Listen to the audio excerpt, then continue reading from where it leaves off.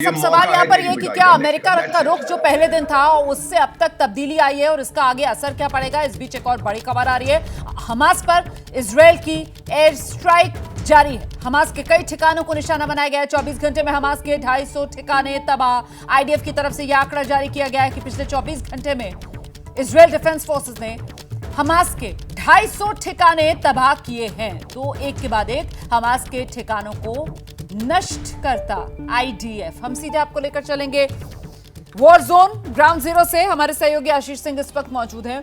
आशीष, IDF की तरफ से लगातार हमास के ठिकानों को नेस्तनाबूद किया जा रहा है और इस सब के बीच वो जो खबर आई थी युद्ध विराम 5 घंटे के लिए सीज फायर, उसको लेकर अपडेट क्या है? अभी हालात किस तरीके के हैं?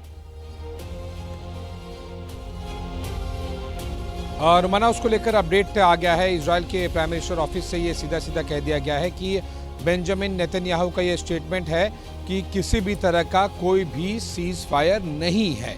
ये लगातार 5 घंटों की रिपोर्ट्स के बाद में 5 घंटों की सीज फायर के रिपोर्ट के बाद में प्राइम मिनिस्टर ऑफिस इजराइल ने ये क्लैरिफाई किया है सभी को कि किसी भी तरह का सीज फायर नहीं है। इसका मतलब साफ है कि जो भी कुछ बातें यूनाइटेड नेशन की तरफ से रिक्वेस्ट की जा रही हैं, अमेरिका तक की तरफ से संकेत की जा रहे हैं, वो यहाँ पर इजराइल में जो पॉलिटिकल लीडरशिप है वो बिल्कुल भी मानने को तैयार है नहीं। ये गुस्सा है, आक्रोश है या फिर स्ट्रैटेजी है, ये अगले कुछ घंटों या फिर दिनों में पता चलेगा।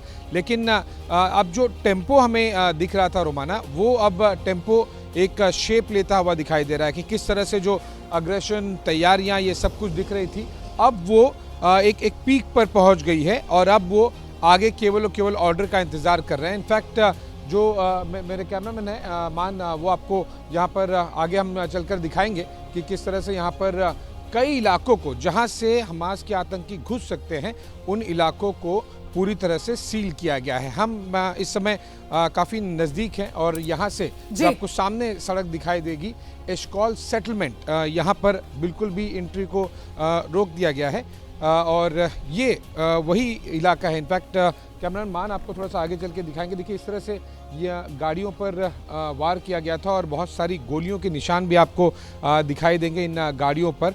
यही इलाके हैं, ऐसे 8 से 10 ऐसे पॉइंट्स हैं जहाँ से हमास के आतंकी घुस सकते हैं। कोई offence is the best form of defence वाली कोई टैक्टिक्स न की जाए हमास द्वारा एक बार फिर से। इसीलिए इस तरह से सारे के सारे उन इलाकों को जहाँ से पोरस बॉर्डर जिसे कहते हैं कि आसानी से अगर किसी को आना है तो वो आ सकता है, वो वाले सारे पॉइंट्स बंद कर दिए गए हैं और साथ ही साथ वहाँ पर इजरायली डिफेंस फोर्सेस को डिप्लॉय कर दिया गया है।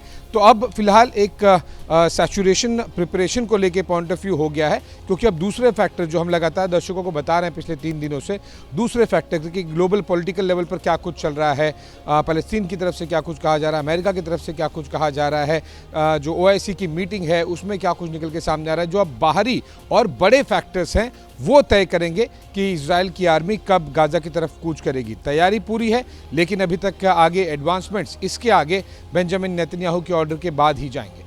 बिल्कुल, तो कहा जा सकता है कि वो जो पूरी तरीके से लग रहा था कि किसी भी पल ग्राउंड ऑपरेशन शुरू हो जाएगा गाजा में इजराइल की तरफ से, वो फिलहाल होता हुआ इस वजह से नजर नहीं आ रहा है, क्योंकि अब पूरी दुनिया और खासतौर से अमेरिका के रुख पर आकर कहीं ना कहीं क्या यहां पर इजराइल की नजर टिक गई है। हाँ, वो जो सीज फायर की खबर आई थी वो फिलहाल खारिज करते हुए बेंजामिन नेतन्याहू की कोई सीज फायर नहीं, तो मतलब सवाल तो फिर वहीं का वहीं है कि वो मानवीय सहायता जिसके पहुंचने की बात की जा रही थी वो गाजा पट्टी में कैसे पहुंचेगी।